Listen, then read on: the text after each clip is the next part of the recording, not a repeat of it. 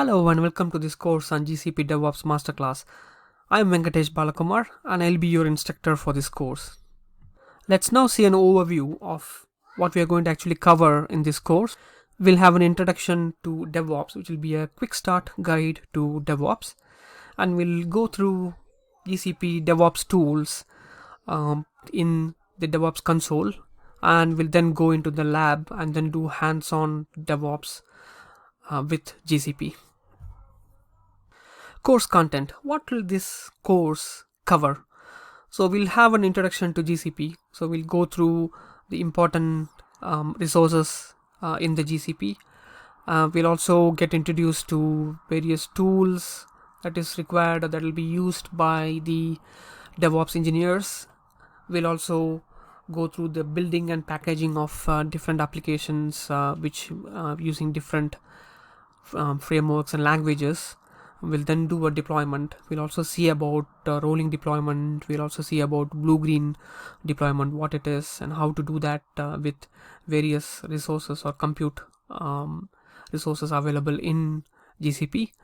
We'll also find out how to do monitoring in GCP using one of the best monitoring tool which I've seen, and also we'll see some advanced concept. I'll let you know about the advanced concept when we reach that section. So this includes some of the practices like GitOps, which we'll be covering with the hands-on lab.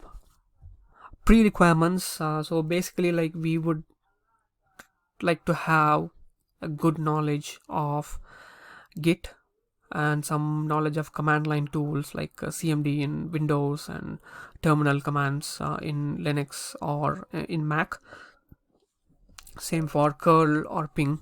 You can use your own tool for testing the endpoints, like for example Postman, which is an open source tool available for testing your REST endpoints. So you can also use that. You need to have a laptop with Windows or Mac, or you can even use Linux, but I'm not going to cover Linux installation or installing required tools on the Linux on this. Probably it will be similar to what Mac installation is. You also need to have and be familiar with an IDE, for example like Visual Studio Code, which is an open source IDE, and a basic appreciation of Docker and Java, Node.js and Python languages. So basically, you should know like how to run your application in this language, how a Docker will be able to execute these languages, applications built in these languages. Just to give an example, let's go to the console now. So I have like java-jar / that file.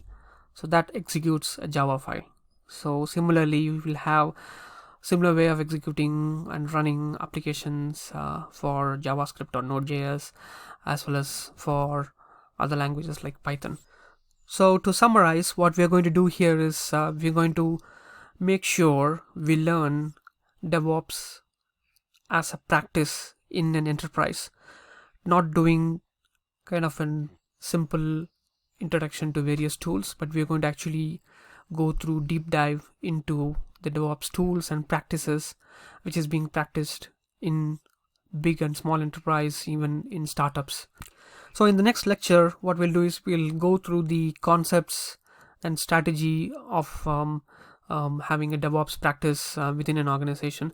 Some people may find this a bit above what they are supposed to do as an DevOps engineer, but it's good to have a 360-degree view of what the DevOps practice is, how the way you do your work as a DevOps engineer. For example, just doing a simple deployment, for a development team impacts an organization in a whole. So if you know about the concepts of DevOps, if you know about what DevOps strategy is, about the various aspects on tools which has been used in DevOps, you can skip that section, but I recommend you actually go through the section to know more about how your role actually gels with an organization, with a wider organization. Thank you very much, and I'll see you in the next lecture.